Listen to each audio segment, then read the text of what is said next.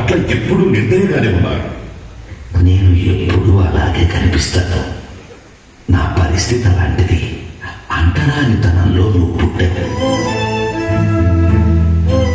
నేను అందులో పుట్టకపోయినా దానికి నేను దత్తుణ్ణి.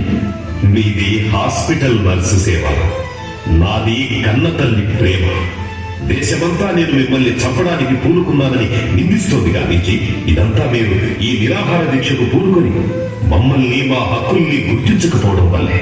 సూటిగా చెప్పు, నా ప్రాణాలు కాపాడాలనే కోరిక నీకుందా?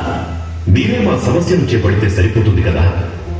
నీ జాతికి వచ్చిన సౌకర్యాలు నువ్వు వదులుకోవని నాకు తెలుసు.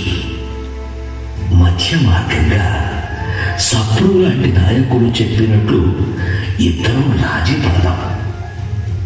అణగారిన జాతుల ఒక్కొక్క సీటుకు ముగ్గురికి తక్కువ కాకుండా అభ్యర్థుల జాబితా తయారు చేయాలి. సవర్ణ హిందువులు, నిమ్న జాతులు కలిసి అందులో ఒకరిని ఎన్నుకుంటారు. సరేనా అంబేద్కర్?